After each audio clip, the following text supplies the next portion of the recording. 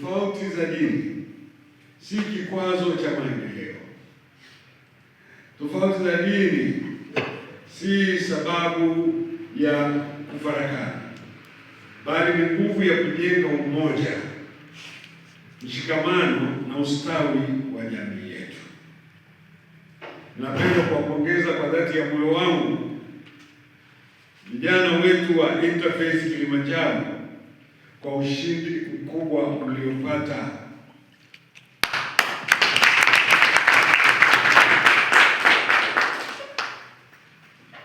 Tumekabidhiwa kombe hapa, mashindano ya mpira wa miguu ya Afrika Mashariki, ambapo mmeshindana na wenzenu kutoka nchi 4 za Afrika ya Mashariki, na ninyi mkatoa kikombe cha ushindi kwa mwaka huu 2026.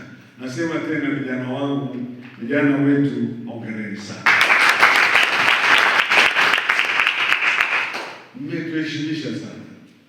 Mmetuheshimisha sana.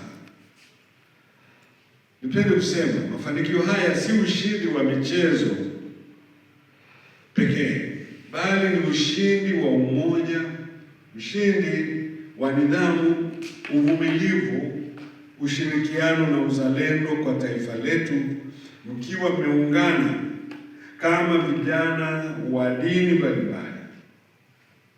Hakika ameonyesha kuwa vijana wanapoungana kwa upendo, kwa lengo moja, hakuna kinachoshindikana. Jambo la pili, ninawapongeza sana kwa juhudi zenu katika kushiriki masuala mbalimbali ya kijamii, hususan utetezi wa haki za binadamu, kupinga vitendo vya ukatili, ubaguzi na aina zote za unyanyasaji, utunzaji wa tunu ya upendo, amani na haki. Haya ni maadili yanayofundishwa na dini zetu zote, kwamba kila mwanadamu ameumbwa kwa heshima na anastahili kuishi kwa usalama, haki na utu wake uheshimiwe na kutunzwa. Wapendwa vijana wetu wa Interfaith, taifa letu linawahitaji sana vijana, tena vijana wenye maadili mema, wenye uadilifu, vijana wenye uzalendo na moyo wa kujitolea kwa ajili ya wengine. Taifa linahitaji vijana watakaokuwa mabalozi wa upendo, haki na amani, vijana watakaokuwa wapatanishi katika migogoro na mivutano, watakaokuwa watetezi wa haki na wajenzi wa matumaini kwa kizazi cha sasa na kijacho. Tunaposhuhudia changamoto mbalimbali duniani, zikiwemo migawanyiko, chuki, ukatili na kuporomoka kwa maadili, ni wajibu wetu kuhakikisha kuwa Tanzania inaendelea kuwa mfano wa kuigwa katika kulinda umoja wa kitaifa, katika kuheshimiana bila kujali dini, kabila, tofauti nyingine zozote. Tanzania iwe mfano.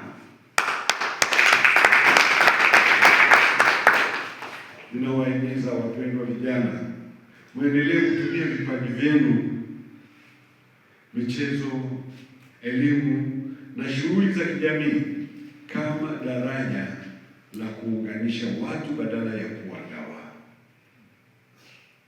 Endeleeni kuwa sauti ya wale wasiokuwa na sauti, walinzi wa haki za binadamu na mabalozi wa upendo katika jamii yetu.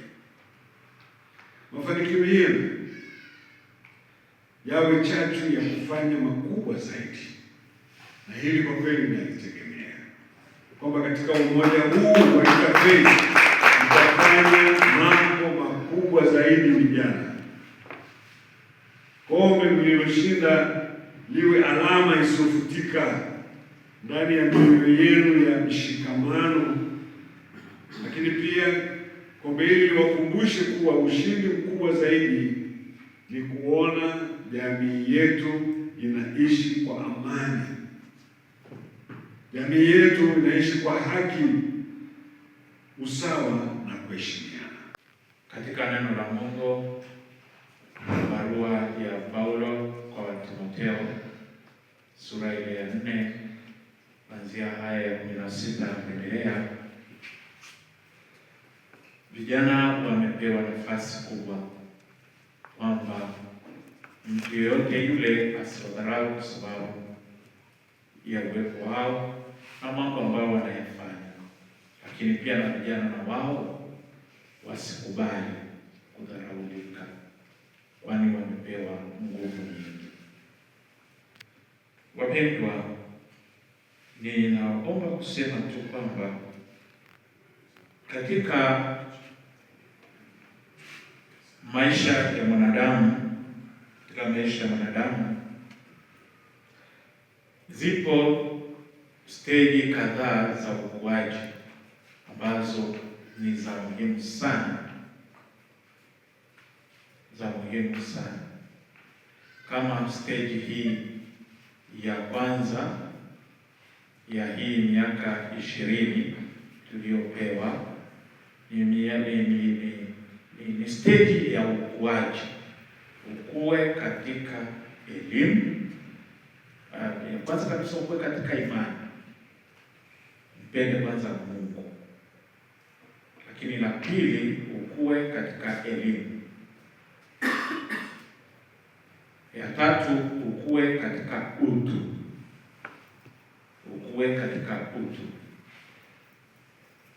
Ya nne, ukue katika maadili, ukijua mema na mabaya. Na hapa wanaohusika sana kutujenga katika maadili haya, wazazi. Wa kwanza kabisa ni wazazi wetu. Wanayo nafasi kubwa kabisa kwa ajili ya kujenga maadili ya watoto wao. Wa pili wanaohusika ni walimu. Ndio maana tunakwenda katika shule mbalimbali na pengine tunatafuta shule nzuri zenye kuwalea watoto katika maadili, kujua mema na mabaya. Lakini watatu ni viongozi wa dini. Kwa hiyo kumbe hata sisi leo hapa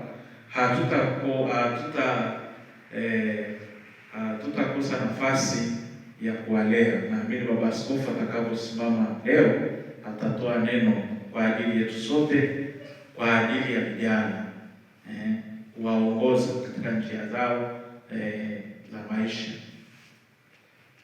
Lakini la nne, jamii inayokuzunguka.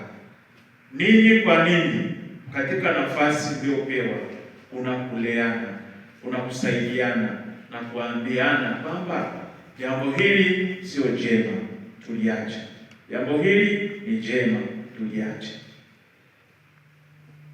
Na sehemu ya kwanza ya kujifunza hapo, kama wataalamu wanavyosema, ya kwanza kabisa ni mezani, kwenye chakula. Ndio utajua kwamba huyu ni mkarimu au ana upendo kwa wengine. Ni kwenye nini? Kwenye chakula. Ya pili ni kwenye michezo. Kwenye michezo pale ndio utajua kwamba huyu anapenda kuwa kushirikiana na wengine au anataka kufanya kitu chake peke yake. Sasa wale wataalamu wa michezo wanafahamu, ndio maana inaitwa teamwork, kwamba ni kitu cha pamoja. Na pointi ya mwisho ambayo sijui sasa kama na sisi tutakwenda kuingia huko, serikali pia inapaswa kutusaidia pale ambapo mtu hashiki maadili. Serikali inapaswa kutusaidia pia pale mwishoni ndio unakuta mtu anakamatwa, anawekwa gerezani, anaenda kurekebishwa. Kuhusu vijana baada ya kutoka kwenye ushindi wa uwanjani, sasa wameingia kwenye ushindi wa kijamii. Nimpongeze kwanza Baba Askofu kwa ujumbe wake mfupi aliotoa ambao umekava kila upande, lakini kwa upande wa vijana nijaribu kuangalia ule mwongozo wetu wa utetezi wa vijana na unasemaje. Leo tumebeba kombe la East Africa Cup. Hii ni sifa kubwa sana, lakini nataka niwakumbushe katika mwongozo wetu wa kijamii, ushindi huu ni zana ya utetezi. Sasa nyie mkawa mawakili wazuri wa kuitumia zana hii ya ushindi kama zana pekee ya utetezi, lakini muwe na sauti, iwe ni zana, yani iwe ni sauti yenye nguvu. Kabla hamjashinda stili mlikuwa vijana, na sasa ni vijana. Mtaendelea kuwa vijana wakati ujana unaendelea kuondoka. Ninyi sasa muwe role model katika kila jambo, katika utetezi wa kijamii. Sauti yenu sasa ina uzito ambao sio ule wa kawaida. Mkiongea kuhusu elimu, ajira au maadili, jamii itawasikiliza zaidi kulikoni hapo awali, sababu tayari mmeshakuwa kileleni. Yaani mmekuwa na jambo ambalo linasababisha sasa jamii iwasikilize. Jambo la kwanza ambalo kubwa mmekuwa nalo sasa ambalo linasababisha jamii yote iwasikilize ni kuwa washindi wa East Africa kwa kuzishinda nchi 4, tena sio nchi ndogo. Kwa hiyo sasa mmekuwa na sauti nzito katika jamii. Lakini jambo lingine ambalo tunawatuma sasa mkafanya katika jamii ni ile community building, ule ujenzi wa kijamii. Muende sasa mkaijenge jamii. Mwongozo wetu wa kijamii unasisitiza sana swala la vijana msije mkawa wasindikizaji. Vijana mwenyewe ndio kwanza unakuwa mbele badala ya kuwa wasindikizaji, hasa katika swala la maendeleo. Kuanzia leo, kombe hili lisiwe kisingizio cha kujivuna, bali liwe kisingizio cha kuunganisha vijana wenzenu au vijana wengine. Utetezi wenu uwe ni kuwavutia vijana walio mtaani wajiunge katika vikundi vya uzalishaji kama risala ilivyokuwa imesemwa hapa mwanzo, na michezo ili kuepuka vishawishi hatarishi. Lakini vijana tena mkawe sasa mkafanye ule udadisi na uwajibikaji, accountability, participation. Katika utetezi unamaanisha udadisi wa jamii au katika jamii mambo yanayohusu hatima yenu.